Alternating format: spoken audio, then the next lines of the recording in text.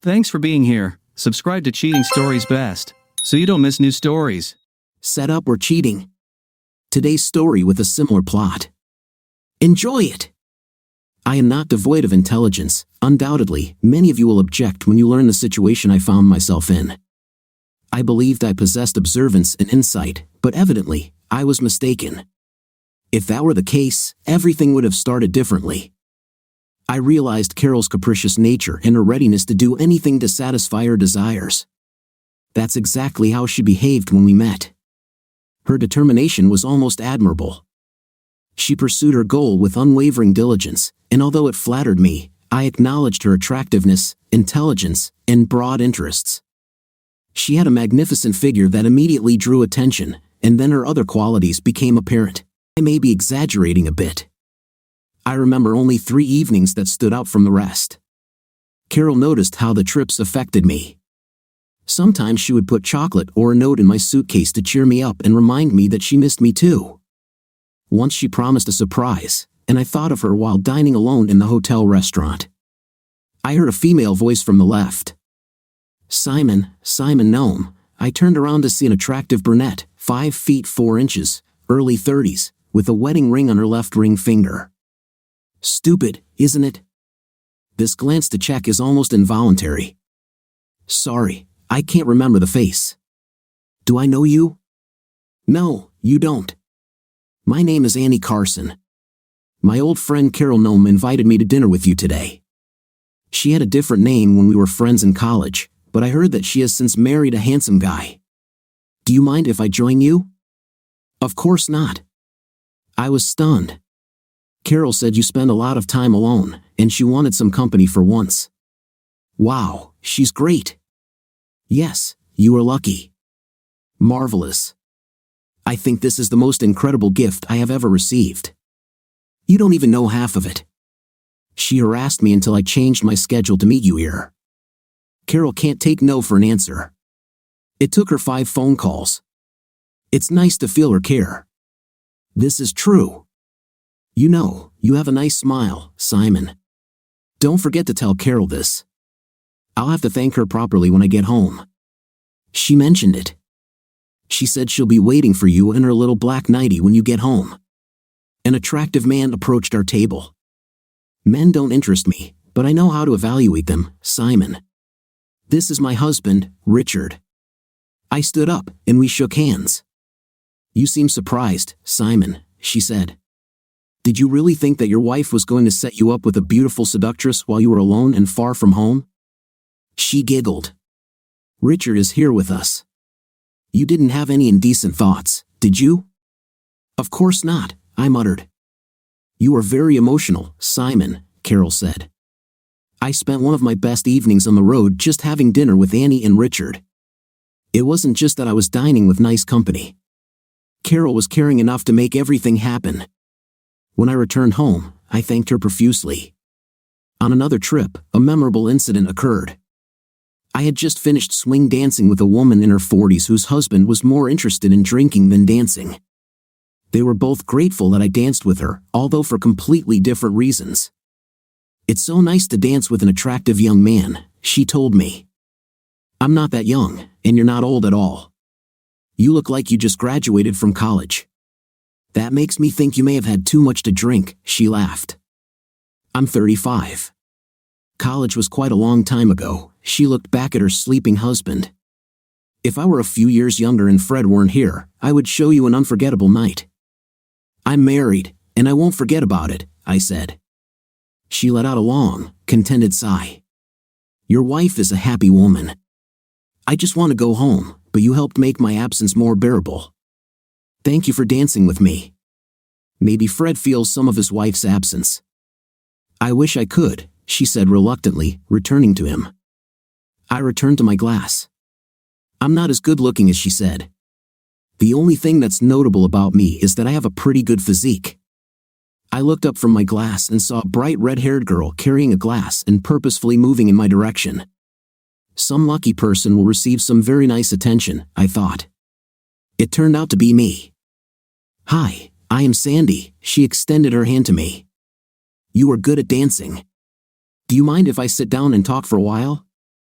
Mine, she was the most gorgeous woman I had ever seen on the road. She was a fantasy come true. Of course, if you want, with pleasure. This was a significant understatement. I rarely leave the house, and I thought it would be nice to talk and maybe dance with a nice young guy. Either I inhabited someone else's body, or someone stamped young guy on my forehead.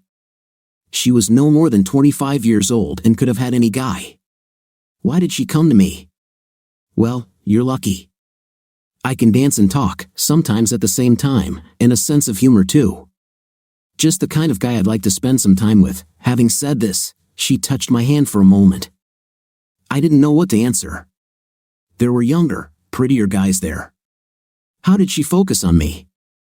My curiosity and suspicion resulted in a silence that threatened to drag on. She saved the day. Why don't we dance? I stood up and extended my hand to her. We went out onto the dance floor to jump around a bit. When the dance ended, the orchestra switched to something slow. I tried to go back to the table, but she grabbed my left arm and put her arm around my neck. Fine, I can dance slow dances. Sandy didn't seem to realize it was a dance. She turned her head towards me so that her right cheek was pressed against mine. She released my left hand with her right and also wrapped it around my neck. She moved closer, and suddenly my breath grew, although in the wrong direction. When she moved her hips, it stopped being a dance and became a frage. This made me feel very uncomfortable, especially when I realized that if this continued, I would likely exhibit a socially undesirable reaction. Luckily, the song ended before I gave up, and I was able to get back to the table. If I were alone, we would immediately go to my room. I would capitulate to this irresistible beauty and throw caution to the wind. But I was not alone, and this presented an insurmountable obstacle for me. You know my name, but I don't know yours. There may be something exciting and dangerous about it, but I think I'd rather know your name if you're willing to introduce yourself. I'm Simon. I find you very attractive, Sandy. Why? Maybe she's just a hot, lonely girl who wants intim, but the question remained, why me? My radar was activated. Something was wrong here, although I couldn't put my finger on what it was. In the meantime, I had nothing to lose by accepting the compliment. Thank you. It's very nice of you. I'm very serious, Simon. She took my hands in hers. I would love to spend the night with you. Why am I some kind of idiot? A stunningly beautiful woman wants to spend the night with me, and my reaction is to look around for a hidden camera. However, it didn't matter. Even if my radar had not been activated, this invitation had a predetermined permission. I'm drawn to you too, Sandy. Hell, so are all the men here, and probably quite a few women. But I'm married. I know I saw the ring. Obviously, you're here alone. You left on business, it's just a fling. She'll never know. What's bad about it? I'll know. It doesn't matter whether she finds out or not. Relax, you are here alone. You spend all your time on the road, you deserve a distraction, and I'm sure I'll have a good time too. Sorry, Sandy. I can't. I'm not even really sorry, it's just not my thing. As you wish, Simon. As you wish. She spoke sincerely and seductively. She knew how to get to a man. It is quite possible that she has never been refused in her life. Still, I made several promises when I got married, and one of them concerns this situation. Sandy, when I make a promise, and it is within my power to keep it, I keep it. You are the most beautiful, sensual, seductive woman I have ever met, including my wife. God knows I will remember the missed opportunity, but I will not break my word. She seemed very surprised, and yet she seemed pleased with something. I couldn't explain it, but I'm sure that's what I saw. I'm very sorry to hear that, but I understand. Your wife is a happy woman. You are the second woman to say this today. Can I get a review to take home? What a delightful laugh she had. Don't worry, I will outline everything in my report. And a sense of humor too. You will need the correct spelling of my name. As pleasant as this joke was, I apologized and returned to the room. To someone watching from the outside, it would appear that Carol was the dominant partner in our relationship. Come to think of it, Carol probably thought so too. She usually got her way. It's not that I didn't have the courage to stand up to her. The thing is, the things we disagreed about were usually much more important to Carol than to me. For example, I don't know why, but I can't stand the greenery in the house. It's a great color for the woods, but I don't think it should be indoors. Even though Carol knew it, her heart was set on the lime green sofa. To me, it was vomit green, confirmation of bad taste. But it made her happy, and I left often enough to be okay with it. I must have seemed even more spineless when it came time for Carol to change the car. Carol dreamed with all her heart of having a Ford Explorer SUV. She claimed that the planet would be able to digest it because I was controlling a hybrid. I did not agree with her, but in the end, I decided that this was not an issue on which I could not concede. Like I said, Carol was relentless when she wanted something. But to her surprise, she discovered that I was not a complete weakling at everything. If the matter was important enough to me, I could be more than intractable. I think she came to this conclusion the day she told me she wanted to buy a super expensive luxury car. I told her we couldn't afford it. She immediately rushed into battle. I know we can afford it. You can write off your expenses for the company below a certain amount. They don't even require receipts. This is theft. They expect honesty. Don't be so naive, everyone does it. But not me. Don't give me so much trouble. You always give me so much trouble. I ask for something trivial, and you get in my face with this honesty no matter what. Do you hear what you say? No need to shout, she said. Do you think this is a scream? Keep it up, and you'll hear screams. You are petty, capricious, cruel, and incredibly selfish. You want me to give up my self-respect for a nightgown. I know how you can afford it. Divorce me, and you will get enough money to buy whatever you want. You're always pushing the boundaries, Carol, and this time you've gone too far. What are you, a teenager? Calm down, it's not that important. Lord, don't talk about divorce over a nightgown. Let's talk about escalating the dispute. Where did the divorce come from when you tell me that I have to break my beliefs in order for you to be happy? The only logical answer is that you have to be happy without me, because I won't. Sorry for asking, I didn't think so. Of course, I wouldn't want you to break your beliefs. I just didn't think about it that way. Please, lingerie is not as important to me as it is to you. I'll prove it to you. Carol began to unbutton her blouse. It was just weird. She took off her blouse and bra. Her argument seemed a little more convincing to me now. I'll burn it. I want to show how much it doesn't matter to me. I grabbed her bra, but she dodged it. This is stupid, Carol. I'm going to burn it.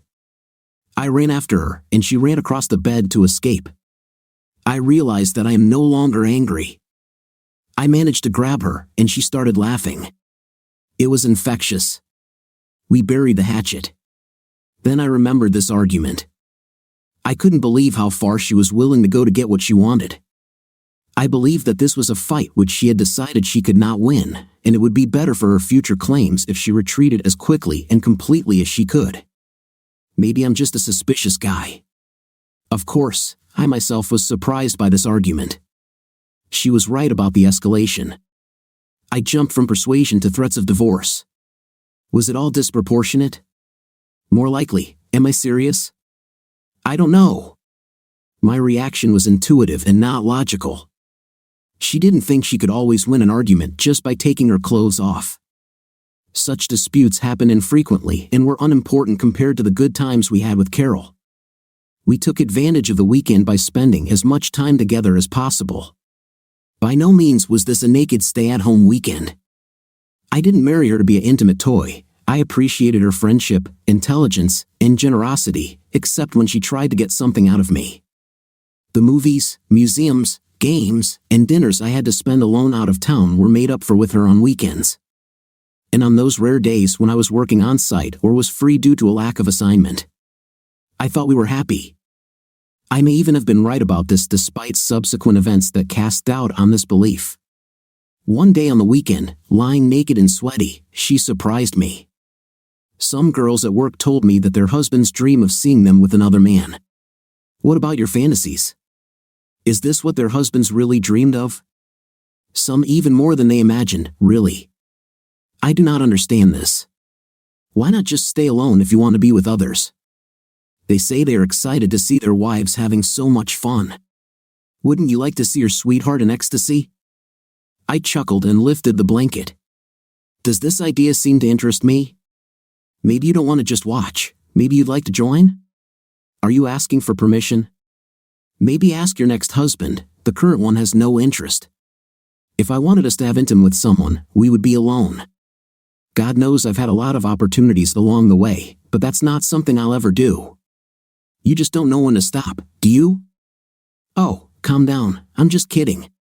Some girls told me about this, and I thought it would be fun to tease you. Are you always so serious? Don't you understand jokes? Again, my suspicion told me that she sensed that she had gone too far, that I was on the verge of unbridled escalation, and she decided that it would be unwise to press the issue. On the other hand, sometimes I can be too serious. In fact, if I found out that you were cheating on me, I would very seriously think about leaving you. At least I would get some serious revenge somehow. I wouldn't lose any sleep over it. I'm not interested in anyone but you, Carol. You better not do this. I wanted to understand this better. Is this just a fantasy, Carol? Is this something I was overreacting to? I wouldn't want you to be afraid to express your fantasies. Fantasies exist only in the imagination. Everyone has fantasies. What do you dream about? Those fantasies that almost all heterosexual men have, being with two women, one of whom is you. But I will never do anything to make it happen. No, you won't. And no, it was not a fantasy. I told you I was just fooling around. But listen, if it makes you feel better, I'll burn my bra. This is not a solution to all problems, I'm just fooling around. Without any convincing evidence to the contrary, I did not continue. It was a Friday night in Evansville, Indiana, and I couldn't get on a plane until the morning. This was my 4th week on the road, and I was glad to be able to spend the week at home. Not only was I tired, but I was also in pain. My teeth had been hurting for the past 3 days, and today I picked up a prescription for Percocet and an antibiotic from my local dentist. Pain wears me down and affects my judgment. It is much more difficult to concentrate due to pain. Work was finished, and I had dinner at my hotel restaurant. It's not that I didn't eat, but I was supposed to take Percocet with food. Suddenly, a pair of female hands covered my eyes from behind, a pair of breasts pressed against my back.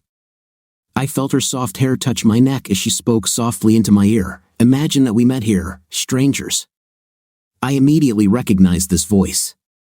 Nicole, what are you doing in Evansville? It was too easy, she pretended to pout. Travel for work. I'm coming back tomorrow.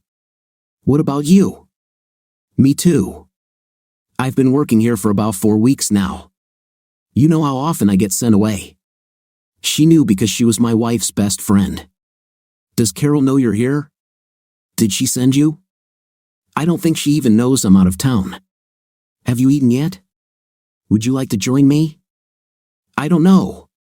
I do not want to be a burden. It was a very pleasant surprise. I like Nicole, she was fun to be with. Even if it wasn't, it was much better than being alone. This turned out to be a much better dinner paled in comparison to the sparkling conversation. Did Carol send Nicole like she sent Annie just so I could have another good evening? What a caring wife I have. After dinner, we danced a little. There were some slow dances, but Nicole didn't take the same liberties as Sandy. We returned to the table and ordered a cup of coffee. Nicole, I really enjoyed your company this evening. I hope I meet you again when I'm on the road. I also know what it's like to be alone on the road. No, you're lonely and hot. I bet you don't often have dinner alone, do you? Take sugar or cream? Sugar, I said. We sat for a while, sipped wine, and talked. I started to feel strange, even though I had only drunk 1 glass. I'm not feeling very well, Nicole. I wonder if I should have stayed away from alcohol after taking Percocet. I didn't read the damn instructions. I think I better go back to my room. I'm sorry the evening ends so early. Hope you're feeling better. I started to get up but felt dizzy and fell back into my seat. I'll help you get back to your room, Nicole said. I reluctantly accepted help, but my legs were shaking, and I felt uncharacteristically compliant. I accepted her offer. The side wall of the elevator really helped her keep me upright. She took my key card and showed me to my room. I felt strange, not sick, just weird. If it weren't for the extreme unsteadiness of my legs, I would have thought I was just a little tipsy. Percocet is a pill, isn't it? Thank you for helping me get back to my room. It was so great, she said as she helped me get to bed. Are you feeling well? You're acting a little strange. I feel great, I said, a big smile on my face that just wouldn't go away. Let's dance. I tried to get up, but my legs wouldn't obey me. Be careful, she said. You are so cute. You are also very cute, I replied. She kissed me on the cheek. Thank you. I hugged her tightly. It must have been too long because at some point I realized I was hugging her and didn't remember when I started.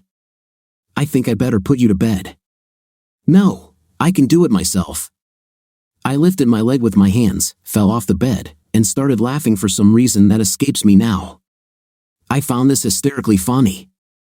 Of course you can, she said, sitting down next to me on the floor and taking off my shoes and socks.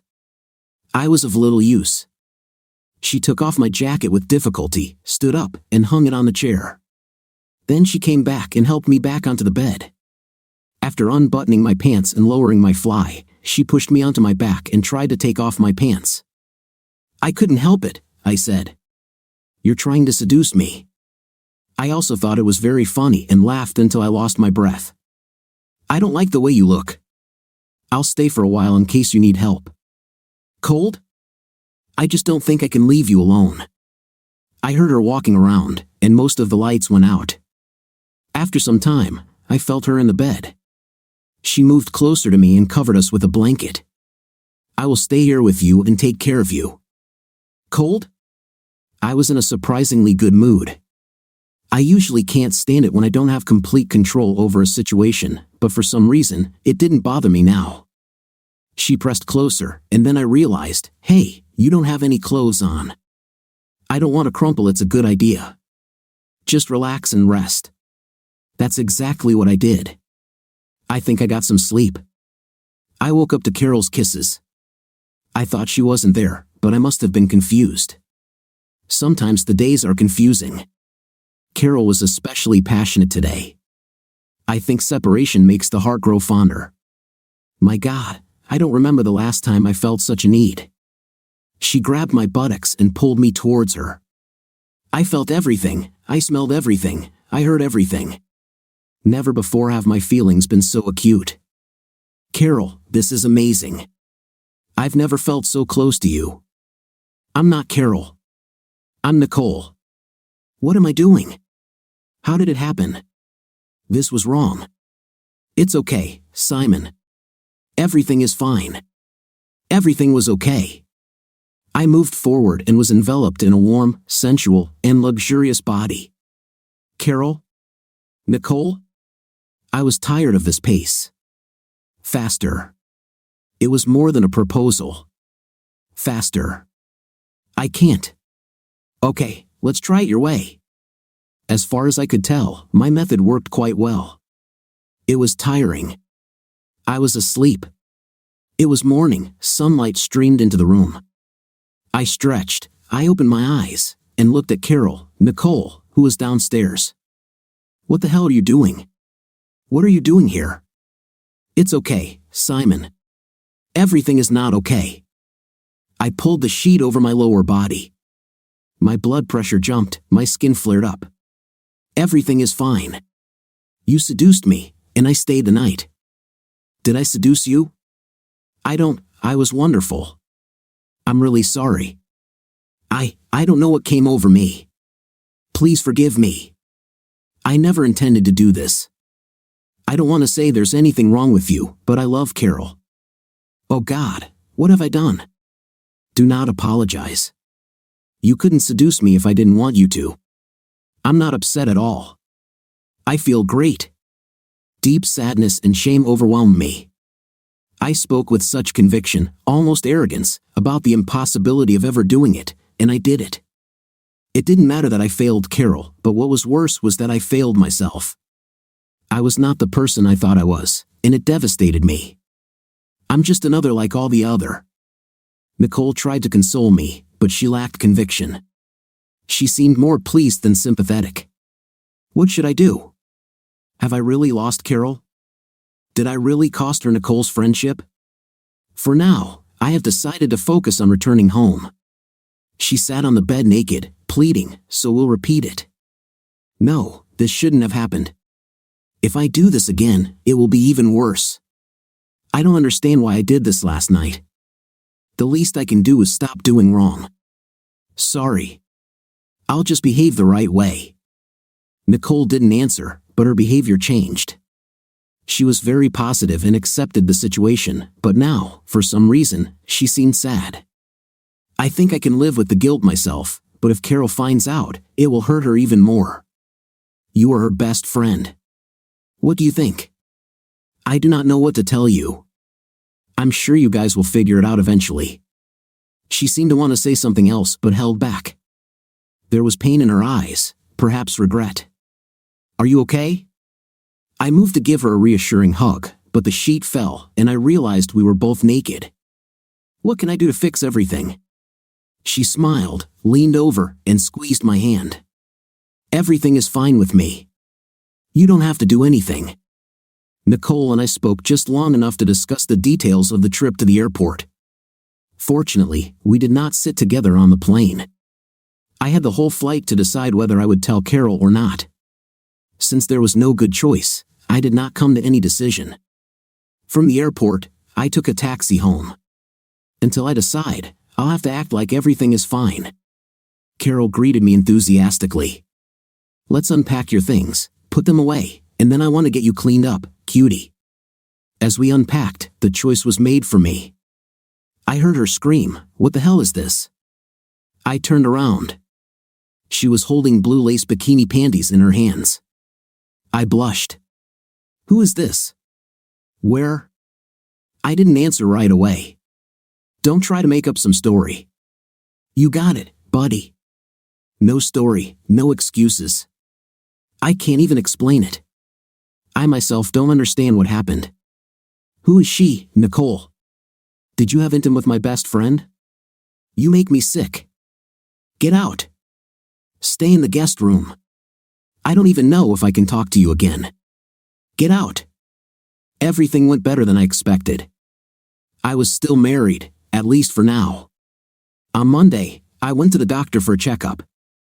I had no reason to believe that Nicole had any illnesses, but it would be foolish not to be as safe as possible at this late date. Carol didn't talk to me for 3 days. She was still angry when she spoke. I decided not to divorce you, but I'm angry, and I know what I need to get through this. I'm going to take revenge. I'm going to find someone to have a night with, and I want you to be there when I do it. Carol, 2 wrongs don't make a right. Decision for me. This is the right decision. I'm just going to use strangers. You had intimate with my best friend. I did not want to. I didn't have any plan or intention. It just happened. Would you rather for me to wait until some stranger starts making advances toward me before I let it happen? I'm not trying to soften the severity of what I did. I'm saying that methodical planning takes cheating to another level beyond what I was doing. As for observation, there is no chance of that. What if I insist? What if I needed to get through this? Otherwise, I won't be able to stay married. I started to fuss. This is your fantasy, isn't it? You've already talked about this before. Do you think you need this to forget about my behavior, or are you just using this as an excuse to force your fantasy down my throat? What if you go too far? How will it end when one of us gets so far that we break up? Is this your idea of how to get through this? You speak impudently for someone who has fallen so low. I speak as if I love you and don't want to go down a path where it will be impossible for us to be together. Is there really no limit? Everything is fine. We'll make up if you watch. She seemed more disappointed than angry. At least you recognize my right to get even. I didn't even remotely say that there is no right to do wrong. I just said that I have no right to blame you, no matter how much I've ruined our relationship. I think what you're planning will only make it worse. I will let you know. You will know when this happens because until then, you will have nothing from me. This was wrong. I mean, there was something inappropriate about this whole situation. It took her 3 days to decide on the appropriate action, but she also told me that if she ever caught me cheating, she would take revenge. But she was quite insistent that I watch her, and she had said so before. She seemed disappointed that she did not get this concession from me, although her behavior before and after was angry. How long will I be cut off? This was a tactic she had used in the past to get her way. If her revenge is swift, it will probably be because she had someone in mind all along. Besides, she didn't really respond to any of my arguments. This was typical when she was trying to get something, but in other circumstances, she thought carefully about my words, responded thoughtfully, and sometimes agreed with me. What I had was inconclusive evidence and a bad feeling. I decided that I needed to gather more information to find out what was really going on. Maybe she was going to pretend to be a liar to teach me a lesson, but then she wouldn't insist that I watch, unless she was prepared for me to dissuade her. Maybe that was exactly what she said. Revenge. Maybe she had this all planned out in advance and was just looking for an opportunity to be with him in a way where she couldn't be blamed. Maybe she had an affair with him while I was out of town. And it was staged so that if I caught her in the future, she could say it was just one time with my boyfriend for revenge, and I'm sorry. Maybe it was something so twisted and insidious that I couldn't even imagine it. I decided the only way to find out was to tape them so I could hear what she said and see how she behaved. I needed to act quickly. I had no idea when she would do it. I went to my office in the basement and searched the internet for information and specifications for surveillance equipment. I also looked for local stores that stocked the equipment because I didn't know if I had time to wait for it to ship. Shortly after Carol left home, I went about my business. Most of the day was spent setting up the cameras, wiring, and hiding them. I hid cameras in our bedroom, guest bedroom, and office. These were the most likely places for a date.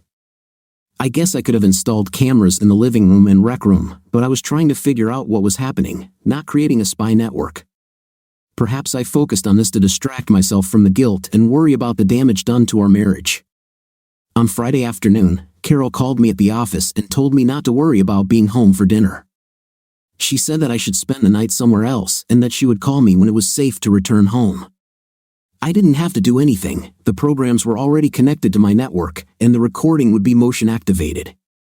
This espionage was not an adventure, this was what I felt I had to do to understand the situation. I went to a restaurant for dinner and then got a motel room. Sitting in my room, staring at the blank TV screen, I wondered what the hell I was doing. What kind of man would allow his wife to do what mine is doing now? A weakling, someone who doesn't deserve to have their feelings spared. I grabbed the keys and ran out the door. I was going to go home and stop this. I would grab him and throw him out of the house. I got as far as putting the key in the ignition before I started thinking again. What will I tell Carol? If you cheat on me, I will leave you. The problem is that I will also have to say, if you don't forgive me for cheating, I will leave you. The juxtaposition of these two sentences was absurd. But that was not all. Suppose today I managed to prove my masculinity. What's to stop Carol from doing this the first night I'm out of town? Or every night I'm out of town, for that matter? I couldn't quit my job to sit at home and watch her all the time. Either way, it wouldn't be a life for either of us. Then she will tell me what she did. The only difference is that I didn't willingly stand by to let it happen. Or maybe he won't say. She'll just keep doing it until she gets caught. I took the key out of the ignition. Confronting her tonight was not the solution. At best, it will delay her revenge. At worst, this could make the situation even more destructive to the continuation of our marriage. I got out of the car and returned to the room. No suitable solution came to mind. I tried to watch TV, but it was difficult for me to concentrate. I felt a sense of foreboding. At about 9 o'clock, I fell into a restless sleep. I woke up at 8, got dressed, and went to breakfast. Carol called me on my cell phone just after 9. She was cheerful, almost cheerful. Now you can go home. I'm going to go shopping and won't be back until this evening. You're in luck today, big guy. See you later. She didn't even wait for an answer. As far as she could tell, the matter was successfully completed. I checked out and went home. I sat down in front of the computer and checked the VCR. Only the one in the bedroom managed to detect any significant time. They didn't use it for a full 8 hours. I think they got some sleep. I rewound the film for about an hour and turned it on. Many men tell stories about how they saw their wives doing this, and it turned them on. For me, it was anemic. I saw Carol heading towards the bed from the bathroom. "None of us will be lucky today," she said. She sat down on the bed and picked up the phone. Was that when she called me? Hello? Who was on the other end of the line? It was fantastic crap. It never occurred to me to record the conversation. I could only imagine who she was talking to. No, everything is fine. The only thing that could have been better is if Simon had been there to watch. I really didn't think I could get him to agree to this. He's so smug. I don't know, Simon is often out of town, but I don't want to feel pressured to hide the affair. Is she really talking to him? I know. Thank you. All this would have been impossible without you. I don't think you can have Simon again, do you? She giggled. Nicole? Nobody else caught me. Well, I feel great. Listen, why don't we go shopping? Simon is in no position to complain about me spending money. What do you say? Great. I'll call you and Simon when I'm ready to leave.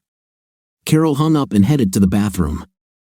She was friendly with Nicole, considering that she also betrayed Carol. Couldn't she have a date without Nicole's panties? Nicole packed my bag. She must have put them there on purpose. Will you catch me again? I'm not a stupid person. No doubt many of you will disagree. Now that you understand the situation in which I find myself, in fact, it turned out that they took me for a fool. I didn't think I could get the whole story just by asking Carol. If I want to succeed, I need to plan everything carefully. I spent the whole day preparing. I saw Carol's car pull up to the house just before 5:30. I immediately picked up the phone and dialed the number. Hello, Nicole? There's something wrong with Carol. I need your help. Come right now. What's happened? I hung up, melodramatic of course, but I wanted her to help me uncover the truth, and I had to convince her to come. I heard the key turn in the back door lock. Carol's hands were full. She placed the bags on the kitchen table. You look awfully serious for someone who's about to have a good evening. Carol couldn't be happier with her situation, even if she won the lottery. Come here, sit down, we need to talk. What kind of crap is this? You're fooling me, and I should come and talk? Her actions were as wrong as mine. We did discuss what I did, didn't we? Now that you've had your revenge, we'll talk about what I need to move on. Firstly, did you use condoms? She blushed, she paused. There's no point in telling obvious lies at this point. She was Carol, as always. The best defense is a good attack. Why do you think I didn't use protection? I didn't find anything. I could wash them off. She would have made a great politician. I didn't find the packaging. Did you wash it away too? Now that evasion was not practical, she changed tactics. You didn't use condoms with Nicole. How do you know that he is healthy? I asked. She answered not quickly enough. Looks like I'm going to be unlucky today. If Bob didn't have to use condoms with my wife, then I'm not going to. Are you healthy? They checked me. Until you are checked, you are on your own, idiot. A very sharp argument. How long have you been planning this? What do you mean? I started after I found out about you and Nicole. You found someone surprisingly quickly. I'm very attractive. Besides the fact that it was your fantasy, why did I need to look so that you learn your lesson? What kind of lesson is this? She was starting to worry. And how come I didn't learn this? Didn't I know how much I hurt you? Wasn't I disgusted with myself for my lack of self-control? Aren't I hurt enough by what you're doing and by the fact that you're planning to do this to me? She didn't answer. There was no reasonable answer. Who is he? Just someone I know from work. How did you manage to persuade Bob so quickly? How long have you been flirting? He was just attracted to me. I spoke to him on Wednesday. You said, "Hey, Bob, are you doing anything on Friday? I would like you to spend the night at my house having intimate with me in my marital bed, without preamble." He's a really nice guy to say yes to right away. His name is Frank, and it wasn't like that at all. I have to tell you, Carol, that I have collected some evidence in this situation. Be very careful not to lie. It was disgusting and vile to deceive me in this way. I think I can survive this, but if I feel like I can't trust you, there's no reason for us to restore this marriage. Since you don't know what exactly I know, you're taking a big risk if you don't tell me the truth. You mean you'll leave me after what you did? I'm saying I'll leave you if I can't trust you after what you did. If I can't trust you, how do I know you won't kill me in my sleep? I would never do this, but the question is, how far will you go? I saw Nicole's car pull up. Did you conspire with Nicole to make me cheat on you? You are crazy. Maybe, but you didn't answer my question. And don't forget that I have proof also. I'm going to ask Nico about this. She doesn't want to talk to you. Just in time, the doorbell rang. Here she is. Why did you call her after you were done with Bob Frank? I didn't. I headed towards the door. Shouldn't we look for another answer? How did you agree to go shopping with her? Well, yes, I called her about this. I mean, I didn't call to talk about this. Nicole rushed past me and into the living room. Carol, are you okay? Simon said there's something wrong with you. I didn't give her a chance to answer. Nicole, when did you and Carol start planning this? Carol intervened. What are you trying to pull, Simon? Calm down, Carol, we're going to get to the bottom of this. It's not like that. Light was to be kept. You have the nerve to drag this into our house? If we don't solve this problem, this will just be your house. You can have a night to your heart's content here without me. Either my sarcasm or this prospect seemed to be enough to calm her down for a moment. What's wrong with Carol is that we're having a critical conversation about marriage. Nicole, when did you start planning this plan? What? I do not understand what you're saying. How did your panties get into my suitcase? It was just a mistake. I put them in the wrong place. Do you really think I'm that stupid? I admit that I was an incredible fool in this whole thing for a while, but I'm not that stupid. Only one pair. Well, Nicole didn't have a ready answer. How is it? I pretended to look at my notes. None of this would have been possible without you. They both looked surprised. Didn't it occur to you that I could tap phones? When did you start planning this? I didn't care who answered. The silence seemed to last forever, although in reality, it was probably less than a minute. About 5 months ago, Nicole answered, her voice barely above a whisper. Nicole? Carol said, did you hear? He knows. We'll only make things worse if we lie. Nicole is doing the right thing. I can't guarantee that I'll stay with you no matter what I find out, but I guarantee that I will leave if I don't find out the truth. What was the plan? Now she was calm and behaved humbly. Yes. Why such a complicated plan? Why not just change it while I was out of town and hide it from me? I thought you'd leave me if you found out. Is this better? I didn't think you'd find out. Why did you do that? I didn't think you'd find out, and this is the reason. Frank has been flirting with me for a long time. It made me feel attractive. You left, and he was always there. He paid me a lot of attention. He kept trying to win me over even though I turned him down over and over again. It made me feel special. Being hunted was so exciting. It made me remember how much fun I had playing on the field before we met. I guess I finally let him get to me. I wanted to see if I was missing anything. I wanted to feel the thrill of being desired. You didn't do anything like that. I was simply overwhelmed with excitement. It was stupid. You could just be secretly cheating, Carol. It would suck, but at least you wouldn't hurt me. I didn't think you'd find out. So you betrayed me by deceiving me with Frank, and you betrayed me by making me think that everything was my fault. It sounds terrible when you say it like that. So you betrayed me twice? Yes, sorry, honey. But that's not all, is it? Nicole? She shrugged and shook her head. Did I seduce you, Nicole? Well, of course.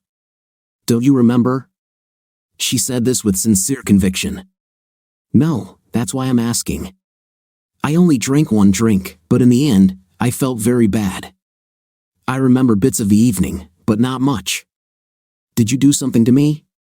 It could have been parade, and what else? What are you talking about? Asked Nicole. What did Carol mean when she said, I don't think you can have Simon again, do you? What does it mean to get Simon again? Carol gasped. Nicole lowered her eyes, her shoulders slumped. She didn't answer right away. When she did, her voice was barely audible.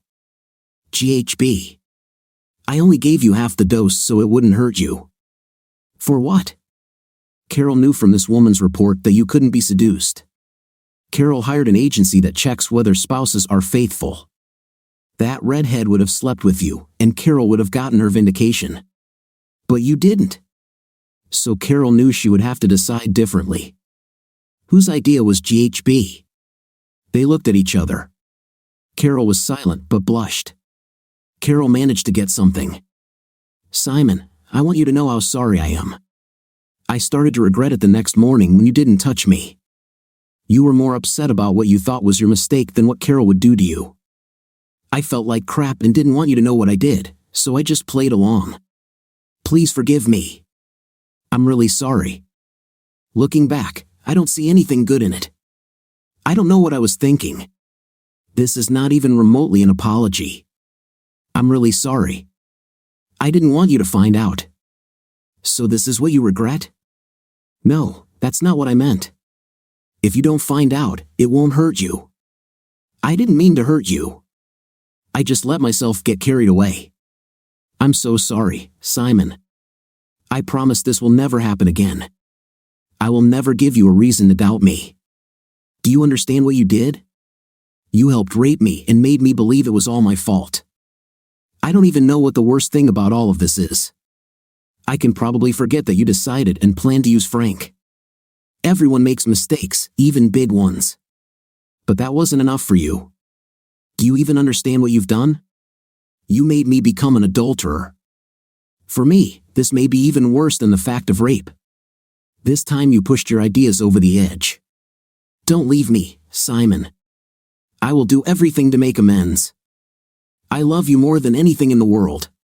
More than anything in the world except you and what you want. I'm going to leave, Carol. My lawyer will contact you. Don't leave me, Simon. I don't know what I'll do without you. I'll do anything. This is the most truthful thing you said today. I went out. She followed me into the bedroom and continued to bed while I packed my things. Anger and resentment prevented me from hearing what she was saying. Maybe she was sincere, maybe she was just sad about her loss, but it didn't matter. I couldn't stay. She'd gone too far. Carol, after the way you treated me, I decided to take revenge. Whatever you want, everything you need, just don't leave me. I gave her hope that after I did everything I set out to do, she could bring me back. It was cruel to let her think that way. At that moment, this thought made me happy. I was an idiot. The pleasure I took then in insulting her now repulses me, but at least I had time to heal. I left her crying. Maybe she really loved me, but it didn't matter, the price was too high. I wanted revenge. I wanted her to suffer under the same way I suffered. I wanted the family to know what a ruthless, lying narcissist she is. I wanted the people she worked with to know the kind of betrayal she was willing to bring to work. I wanted my friends to know what she was capable of doing to her longtime lover and companion and how willing she was to compromise her best friend to get it. Could they be next? I wanted all these people to avoid her. Just the thought of her suffering was cathartic. But after the rush of emotions caused by the thoughts, I wondered what might happen. As for accusing her of rape without a confession, it would be almost impossible. Even then, Nicole could end up in jail, and I didn't want that. If the trial begins, I will become the object of public ridicule. The worst part is that even if I could bring all this suffering to Carol, what would it mean to me? A person who enjoys his own life so little that he only gets pleasure from seeing others suffer.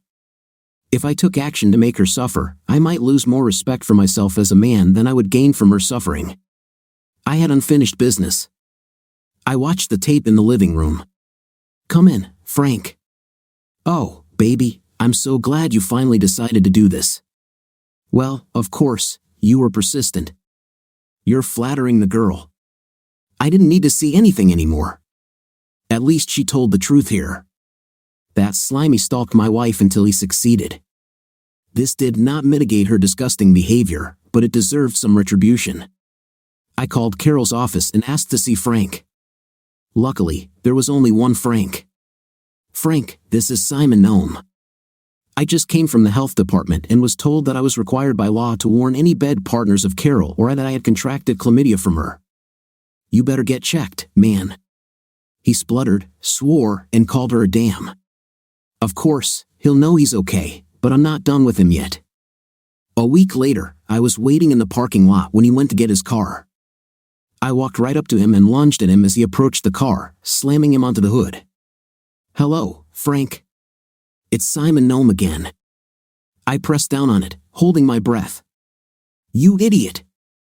Carol had nothing. Am I the idiot? You stalked my wife, convinced her to have intimacy with you, ruined our marriage, and I'm not normally?"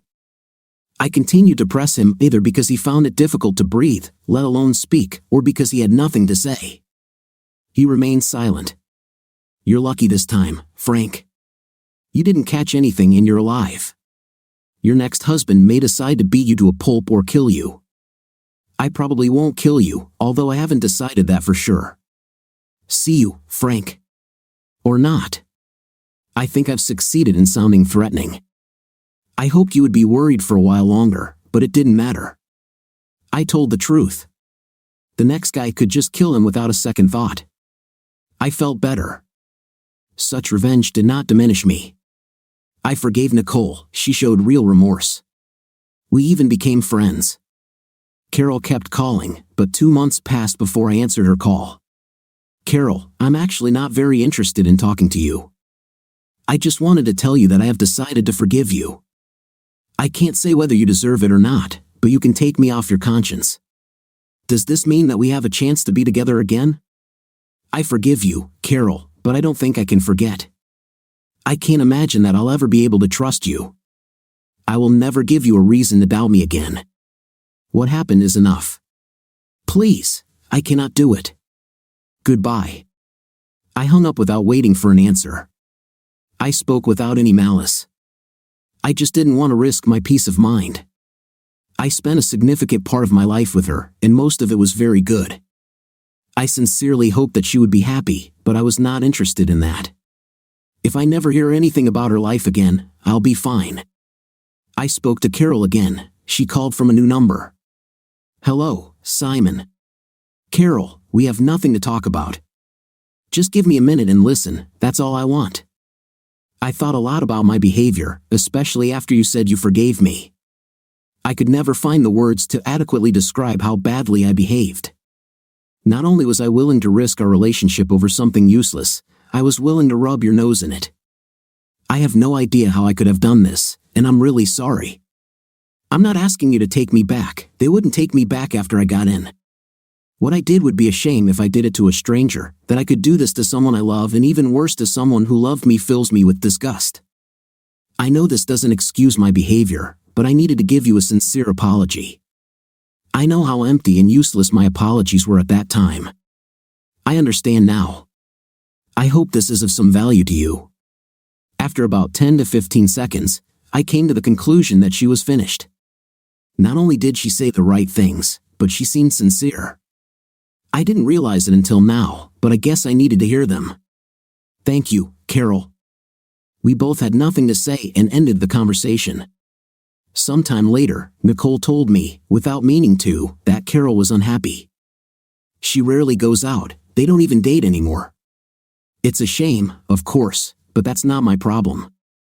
I had what I originally wanted, Carol's unhappiness. It didn't bring satisfaction. I loved her, but I probably could have guessed everything from the very beginning.